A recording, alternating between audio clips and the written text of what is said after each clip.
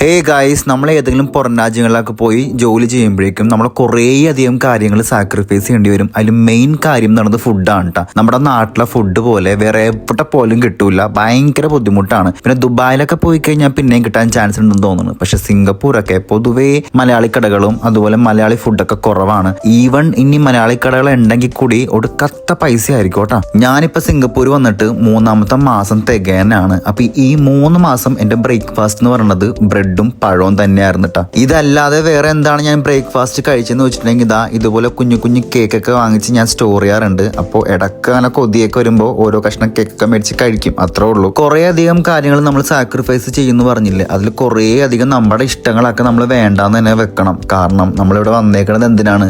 പൈസ ഉണ്ടാക്കാൻ വേണ്ടിയിട്ടാണല്ലോ. അപ്പോൾ കുറേ അധികം കാര്യങ്ങൾ നമ്മൾ വേണ്ടാന്ന് വെച്ചാൽ മാത്രമാണ് ഇത്രയെങ്കിലും പൈസ നമുക്ക് സേവ് ചെയ്യാൻ പറ്റുള്ളൂ. അപ്പോൾ എന്തിനാണ് ഇത്രയും കഷ്ടപ്പെട്ട് പോയെന്ന് ചോദിച്ചു കഴിഞ്ഞാൽ പൈസക്ക് വേണ്ടി തന്നെയാണ്. കാരണം നമ്മുടെ നാട്ടിൽ നമ്മൾ ഇത്രയും കിടന്ന് കഷ്ടപ്പെടുമ്പോൾ ഒരു കുഞ്ഞ് എമൗണ്ട് അല്ലെങ്കിൽ വളരെ ചീപ്പർ എമൗണ്ട് ആണ് നമുക്ക് കയ്യിൽ കിട്ടുന്നത്. പക്ഷെ അത് എവിടെയെങ്കിലുമൊക്കെ പുറത്ത് പോയി ചെയ്യുമ്പോൾ നല്ല എമൗണ്ട് കിട്ടും. പക്ഷെ ആ രാജ്യത്തെ ചിലവ് വെച്ച് നോക്കാൻ നേരത്ത് അത് വലിയ എമൗണ്ട് ഒന്നും അല്ലട്ടാ. അത് നമ്മൾ എവിടെയെങ്കിലും എത്തിക്കഴിയുമ്പോഴേ നമുക്ക് മനസ്സിലാകുള്ളേ. നിങ്ങൾ ഇപ്പം ഈ കാണുന്നത് വളരെ ചീപ്പായിട്ട് നമുക്ക് കിട്ടുന്ന കുറച്ച് സാധനങ്ങളൊക്കെ ഒരു കടയാണ് നമ്മുടെ വീടിന്റെ അടുത്ത്, എൻ്റെ റൂമിന്റെ അടുത്തുള്ള ഒരു സൂപ്പർ മാർക്കറ്റാണ് ഈ കാണുന്നത്. അപ്പൊ നിങ്ങളെയൊക്കെ ഒന്ന് കാണിച്ചേക്കാന്ന് വിചാരിച്ചു. നമ്മൾ ഇവിടെ നിന്ന് ഒരുപാട് സാധനങ്ങളൊന്നും വാങ്ങിക്കാറില്ല, പക്ഷെ ഇവിടെ എന്തൊക്കെ ഉണ്ട് എന്നുള്ളത് ജസ്റ്റ് ഒന്ന് കാണിക്കാന്ന് വിചാരിച്ചിട്ടാണ് കേട്ടോ.